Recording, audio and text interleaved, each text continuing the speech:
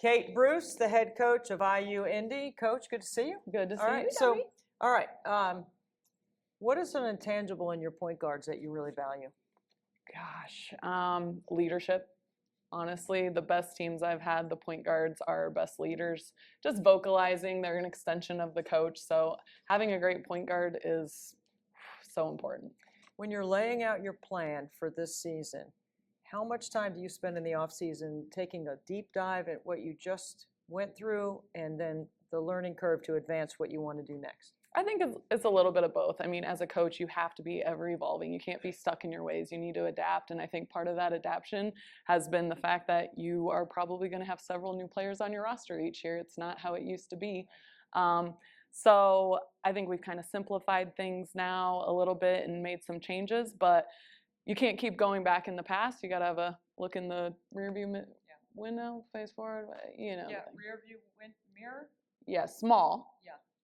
Windshield large, look forward. Yeah, I like that.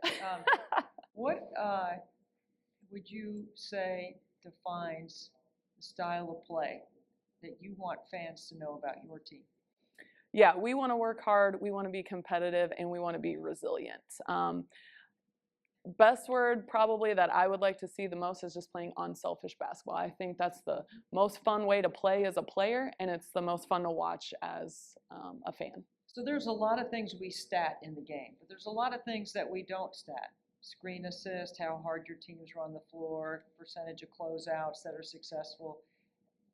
Where do you value some of those things and how you teach? Yeah, I actually this year, thanks to my newest assistant, Katie Kohler, we've been statting all those intangible things. So we've even added what we're referring to as the hockey assist. You drove it in there, you kicked it out, it went one more. Okay, we're going to give you, some praise for that. And like I said, playing unselfish basketball. So those stats have been the most important to us this year. So speaking of stats, when you go to the locker room at halftime, when you look at the stat sheet, what is one thing that you look at that you always point to when you discuss adjustments in the second half?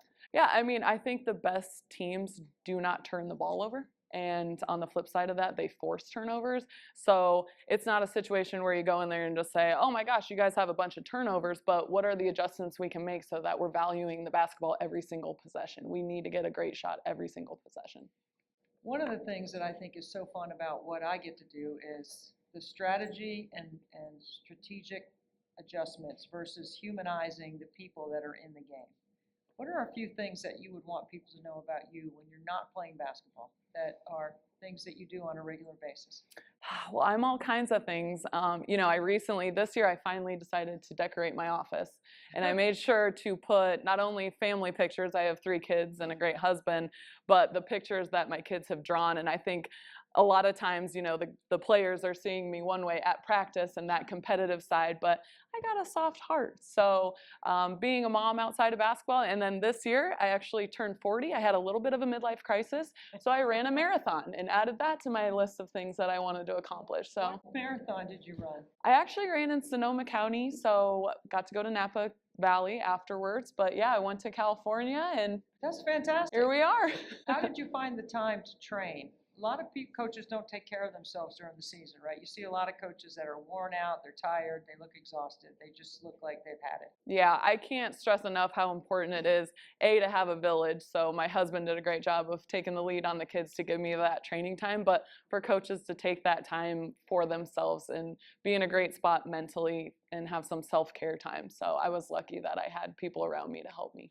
You're the only other mom that I know that has 3 kids that is a head coach, besides Kim Barnes-Arico, that has run a marathon. Wow. I don't know that I ran it, I plopped it, but we got it done. We went through the finish line. That is fantastic. That is really great to know. Thank you, Kate. Thanks, Debbie.